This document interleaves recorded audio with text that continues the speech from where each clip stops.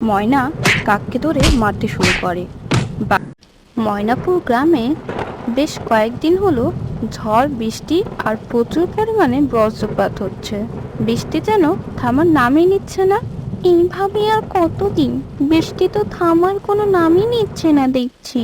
হ্যাঁ রে, তুই ঠিকই বলেছিস, ঘরে জমানো সব খাবার শেষ। তাদের এইসব কথা শুনে আরেকটা পাখি বলে, তোরা ঠিকই বলেছিস, ছানাগুলোকে সকাল থেকে খেতে দিনি, কি করব, ঘরে যে কিছুই নেই। সব পাখি খুবই চিন্তিত ছিল। একদিকে বাহিরে এত ঝড় বৃষ্টি আর বজ্রপাত, আরেকদিকে ঘরে কোনো খাবারই নেই।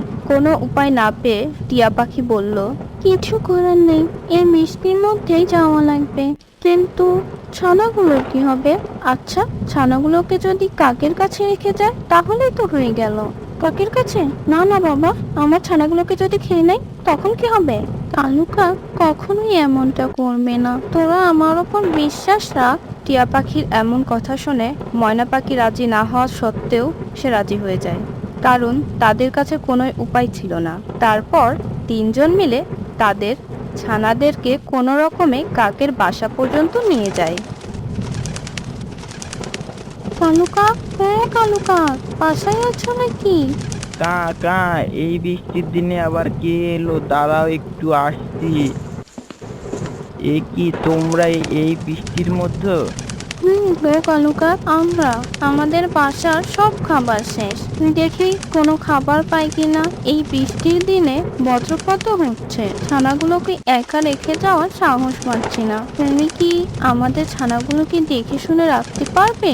কি বলো, এই বৃষ্টির মধ্যে খাবার কোথায় পাবে? আচ্ছা ঠিক আছে, তোমার নিশ্চিন্তে যাও, আমি ছানাগুলোকে দেখে রাখবো। এরপর টিয়া পাখি ছানাগুলোকে রেখে তারা সবাই মিলে চলে যায় খাবারের খোঁজে।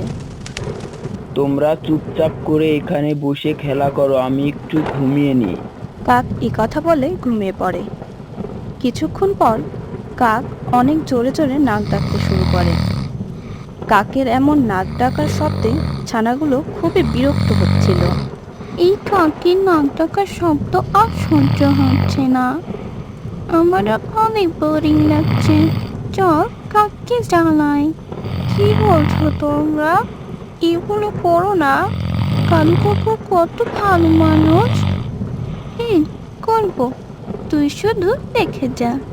কালু কাকু, ও কালু কাকু, কালু কাকু, এই কে কে? কালু কাকু, আমার অনেক হিচু পেয়েছে। ঘুমাও এখন, বাইরে তো অনেক বৃষ্টি পড়ে, পরে হিসু করো। না না কালু কাকু, এমন করলে কিন্তু আমি এখানেই হিটু করে দিব। বাহিরে অনেক বৃষ্টি হচ্ছিল, এর মধ্যেই কাক ছানাকে নিয়ে যায় হিসু করানোর জন্য। কাক একদম ভিজে গেছিল। রুমে এসে কাক আবার ঘুমিয়ে পড়ে। এবার 2 নাম্বার ছানাটা বলে, দেখ এবার আমি ঠিক করি। কালু কাকু, ও কালু কাকু, কালু কাকু, তোমার আবার কি হলো রে? কালু কাকু, আমার অনেক পটি পেয়েছে, তাড়াতাড়ি নিয়ে চলো। যখন বড় ছানাটাকে নিয়ে গেলাম তখন কেন বললি না? তুমি এত কথা বলো না তো, তাড়াতাড়ি আমাকে নিয়ে চলো, আমার অনেক পটি পেয়েছে। এই বৃষ্টির মধ্যে কাক আবার মেজো ছানাটাকে বাহিরে নিয়ে যায় পটি করানোর জন্য। আমার পটি করা হয়ে গেছে, তুমি আমাকে শুচু করাই দাও। থাম রে থাম। কাক মেজো বাচ্চাটাকে নিয়ে ঘরে চলে আসে। এরপর কাক আবার ঘুমিয়ে পড়ে। এইবার তোর পালা, তুই কিছু কর, এবার তোকে করতেই হবে, আমরা কিছু জানি না। টিয়া ছানা রাজি হচ্ছিল না, কারণ এইসব তার একদমই ভালো লাগছিল না, কিন্তু 2টা ছানার জোরাজোরির কারণে সে রাজি হয়ে যায়। কালু কাকু, ও কালু কাকু, আবার কি হলো রে তোদের? আমার খুব পিপাসা পেয়েছে, আমাকে তাড়াতাড়ি পানি এনে দাও প্লিজ। ঘরে আসে এই খা। না না, আমি গরম পানি খাই না, তুমি আমাকে বাহিরে থেকে ঠান্ডা পানি এনে দাও। তাহলে অপেক্ষা কর, একটু পরেই তোদের মা চলে আসবে। ছানারা কোনো কথাই শুনছিল না, তাই কাক আবার ভিজতে ভিজতে গিয়ে পানি নিয়ে আসে। ক্লান্ত হয়ে কাক ঘুমিয়ে পড়ে। এই সুযোগে ছানাগুলো বাহিরে চলে যায় আর বৃষ্টিতে ভিজতে শুরু করে। অনেক মজা হচ্ছে, কিছুক্ষণ পর কাকের ঘুম ভাঙলে সে দেখে ঘরে ছানাগুলো নেই। কাক তো দুশ্চিন্তায় পড়ে যায়, ছানাগুলো কোথায় যেতে পারে। এ কি, ছানাগুলো কোথায় গেল? কাক বাইরে খুঁজতে বের হয়। অনেক খোঁজার পর দেখে ছানাগুলো বৃষ্টিতে ভিজছে। কাক তো অনেক রেগে যায়, কারণ ছানাগুলো বৃষ্টিতে ভিজলে যে তাদের জ্বর সর্দি লেগে যাবে। ছানাগুলোকে ধরে সে ঘরে নিয়ে আসে আর দড়ি দিয়ে তাদেরকে বেঁধে রাখে। ঠিক সেই সময়ই সেখানে টিয়ারা চলে আসে। ময়না তো তার ছানার এই অবস্থা দেখে অনেক রেগে যায়।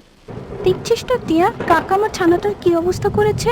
এই জন্যই বলেছিলাম কাকের কাছে আমার ছানাকে রাখবো না। ময়না কাককে ধরে মারতে শুরু করে। বাকি ছানাগুলো হাসছিল, তবে টিয়া ছানার অনেক কষ্ট লাগছিল। কাকের এমন অবস্থা তার একদমই সহ্য হচ্ছিল না।